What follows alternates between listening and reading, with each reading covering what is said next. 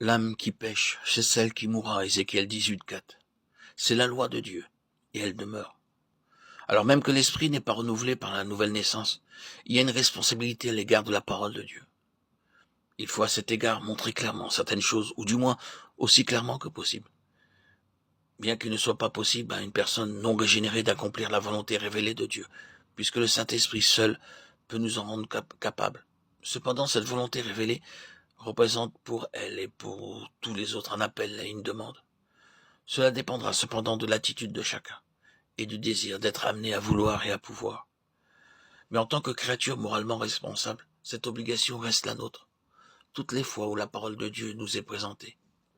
Ensuite, en ce qui concerne les enfants de Dieu, il n'existe pas de spiritualité ou de révélation spéciale qui mettrait de côté la parole de Dieu ou la dépasserait. Lorsque Dieu dit une chose dans les Écritures, cette chose demeure et nous restons debout ou nous tombons suivant notre attitude à l'égard de cette parole.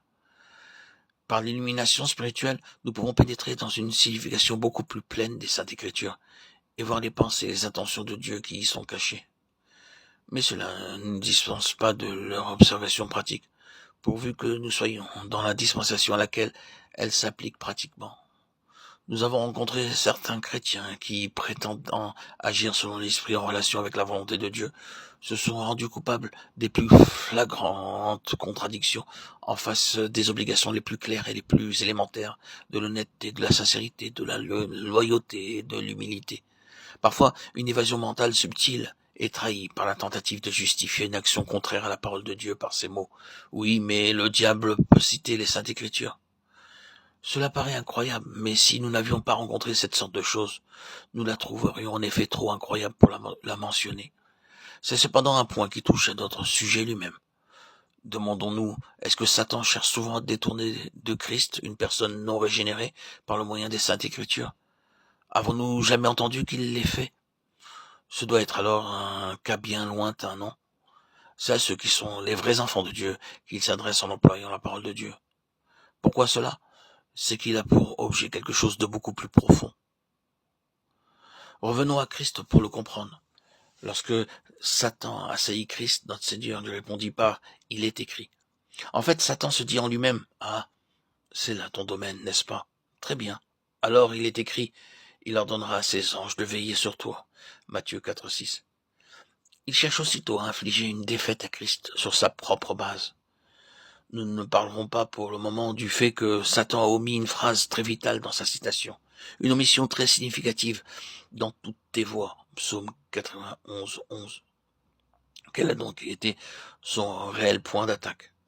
Le Seigneur Jésus avait pris définitivement et délibérément la position où il ne voulait rien pour lui-même, ni rien faire de lui-même, et où tout serait maintenu en relation avec le Père, et fait par conséquent uniquement par la permission du Père. Oui, toute chose serait entièrement et seulement pour Dieu. Et l'intérêt personnel et la satisfaction de l'âme absolument mis de côté. La seule chose qui aurait pu, semble-t-il, l'amener à renoncer à une telle position d'abandon à Dieu aurait été d'appuyer le mouvement ou le chemin offert par la parole de Dieu elle-même. Il aurait été inutile de dire au Fils de Dieu, le dernier Adam, « Dieu a-t-il vraiment dit ?» Mais lui dire « Dieu a dit », c'est beaucoup plus subtil. C'est la question de l'esprit en union avec Dieu, ou de l'âme se dirigeant elle-même, qui est toujours le centre des efforts de Satan. Lorsque Satan cite les Écritures, c'est pour détruire l'union intérieure avec Dieu. Mais la parole de Dieu elle-même n'amène jamais à cela, et personne ne défendrait jamais une marche contraire à la parole de Dieu nette et claire, en répondant que le diable peut citer les Écritures, et n'aurait jamais une telle pensée, à moins de vouloir en soi-même suivre un certain chemin. Comme notre vie d'âme peut chercher à se défendre et à se sauver, mais combien il est nécessaire pour être délivré de notre cœur trompeur d'être entièrement soumis à Dieu, pour être conscient de la nature et de l'implication du piège de l'ennemi.